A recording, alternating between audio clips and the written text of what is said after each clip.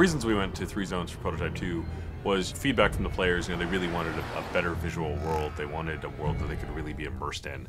And by going to 3 distinct zones, what it meant was that we could give a greater level of memory and resources and just focus and attention that our artists could deliver to each zone to make them absolutely stunning and beautiful and a rich environment to play with.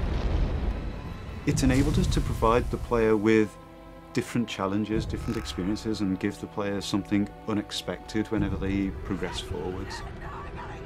We wanted to have 3 areas where we could have sort of a military zone, a pristine zone, and an infected zone, and have them stand on their own. We really set out to have each zone have a very distinct emotion as you play through them, a different look and feel. When you go to the green zone, we wanted to make sure that you felt that the military was very much there, keeping the city streets safe and making the infection stay at bay. So you get a greater military population, you get less destroyed buildings, less papered over buildings. They tried to make it look pretty and nice. Our responsibility is sell the story, sell the mood and the feel of the location. So you will see lots of guys sitting on the sidewalks, leaning against the buildings, kind of hiding. We also focused on having a dynamic exposure so that you could have dark areas and bright areas, and having the camera really adjust for that. So it didn't feel like this monotone area of just constant intensities. A lot of the threat that you find in the green zone is slightly more insidious. It's kind of hidden away. It's not as overt as in the yellow zone where there's military absolutely everywhere, but as you dig deeper into the green zone, you start to understand that it has its own set of secrets in there, which I'm not going to go into details in this particular conversation.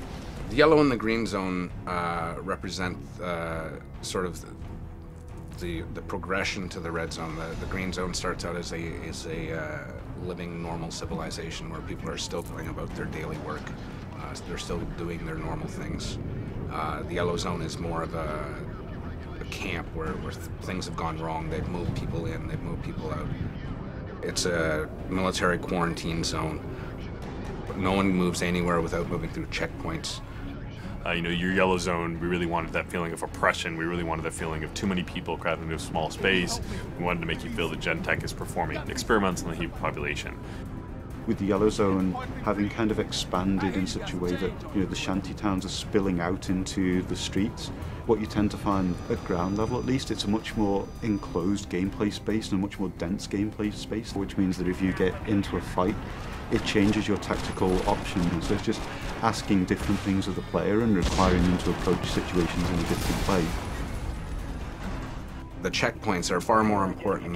The places where the military lineup meets the protesters is a far more interesting space than just a space that's completely filled with military or a place that's completely filled with infected. So as you go through each zone, you really will feel, this is the heart of darkness. This is sort of the safe zone. And this is kind of the, overcrowded, too many people. And even the people within that, the general population, you'll feel that what those people are feeling. When you get to the green zone, you've got people milling about much more naturally. And then when you get to the red zone, you're going to be hard-pressed to find just Joe civilian.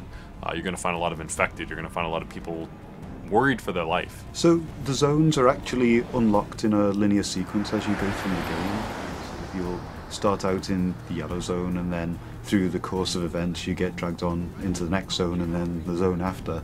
But once you've unlocked any given zone, you're free to travel between them at will to complete any of the side missions or other content that you may not have finished there, or things that you want to go back to try and to improve your performance at, etc. Prototype 2 is still very much a completely open world game where you have total flexibility to go wherever you want and do whatever you want whenever you want.